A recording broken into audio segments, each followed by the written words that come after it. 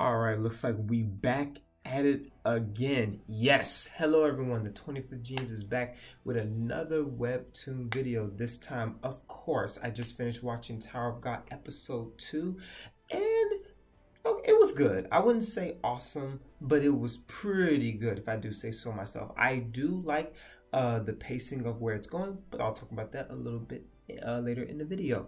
If you like this video, make sure you leave a like and a subscribe.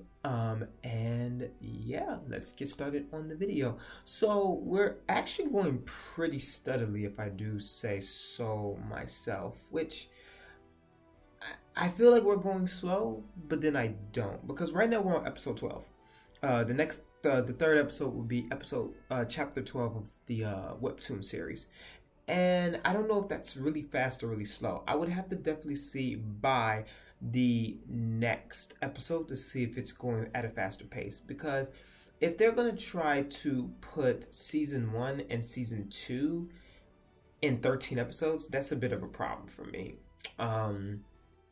At most, season 1 should cover 13 episodes at most. And it shouldn't be a mix of season 2. Actually, 25 episodes will cover all of season 1, but we'll get into that later. I really don't want them to rush the series, because Tower of God is a series that really should not be rushed. Out of a lot of series that, like, some series can pull it off, but Tower of God is so in-depth that rushing it in any form is just very bad for the animated series. So I really hope they don't do that. But right now the pacing seems pretty good, if I do say so myself. The episode is exactly what I thought it would be. They're going to the floor of test, and they meet Leiro, whatever his name is. You know what I'm talking about.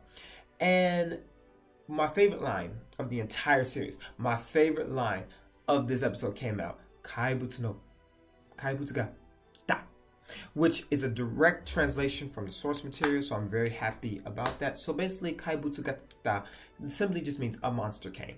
Or you can even say, if you read the Webtoon series, a monster's arrived. It's all the same Japanese thing. You can say came, arrived, etc. So it's not really a spoiler if I really say anything, but Bam is often called a monster. And that's not the first time you're going to hear that he's a monster, and it definitely won't be the last time. So please be on the lookout for that. But the episode starts off with Bam, Kun, and Rak meet for the first time. And Rak just immediately wants to fight Bam because he thinks he's just super strong. And I really like Kun's personality within this episode. It's exactly like the Kun that I remember. Almost. They did do a little differences, I feel, in his personality in a little bit, because, I don't know, you have to make it, you know, an anime, so you have to make it a series, so I understand that. But I really do like their interaction for the first time.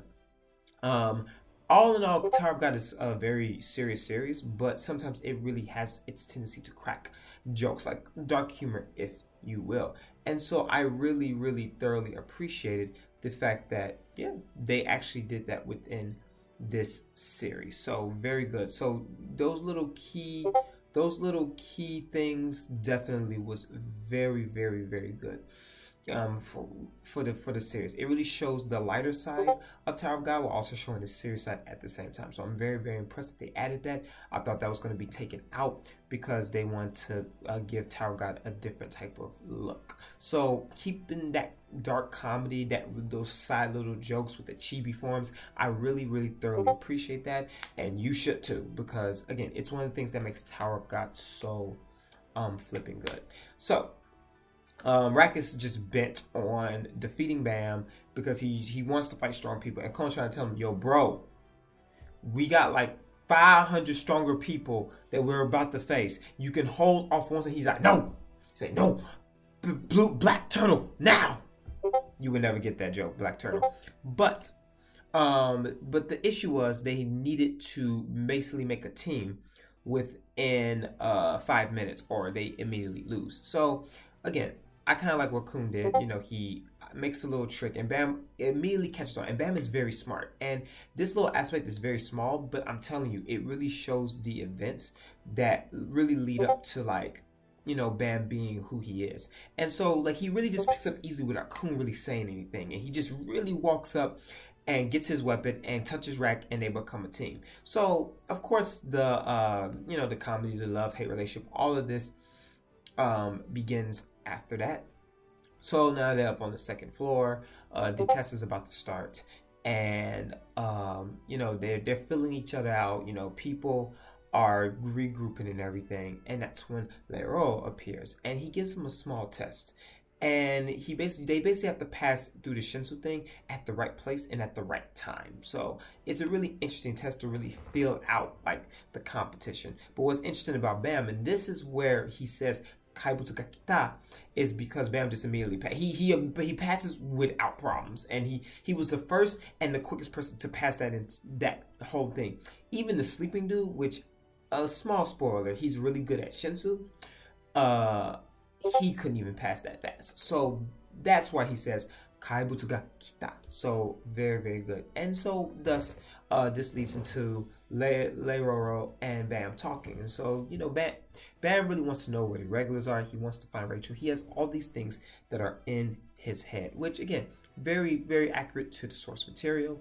Again, this second episode may have not been as action-packed as you have wanted it. Now, there was some action with Ankh versus Hots, and you know, so you got a little bit of action, but again, the first beginning of Tower of God is not as action-packed as you would think, which is why I like the direction that the anime series took, because it first started off, it's not that action-packed. It is more like technological. It's like a mental mind game. It's like it's like a narrative. Well, it is a narrative in that way. It has a really different feel to it. It's far from just an action series alone. It has a lot of psychological and intelligent and big brain components to it as well. So I'm really glad that the series definitely is taking the route in that. So unfortunately, no, not as much action as we would have hoped. But again, I'm telling you right now, if you read the series, it gets better. I promise you. It's already good to me. It's just only going to get better with the action and all of the other side components and the character development thereof. Now, with all of that being said, there was action. So Hats versus Ankh, they fought. It was very amazing. It's scary about how these two are, but then for me as a veteran reader, at some point it's not the case anymore. So but it's really good to just see them first interact. It's really good to just see how they fought one another. It's good to see their personalities. Now that's another last thing about the personalities of these characters, is that the Japanese feel really defines the personalities of the Webtoon series, if I do say so myself. Like, it's like you kind of guess their personalities when reading the material, but then because I guess Japan just adds this little style and attitude towards it, the personalities of these characters are very, very solidified in stone, which again, it's just a great thing for a series to do. All in all, again, was it the most action-packed episode? No. Was it an absolutely amazing episode? Yes. Should you watch more? Definitely. Should you read the series? Absolutely, positively. So again, all in all, it was a really, really good chapter with a lot of good, amazing components, if I do say so myself. So check it out. And that is my video.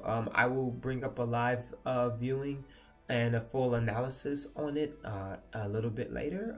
I just have to translate it, which again is going to be really hard because translation is very new for me.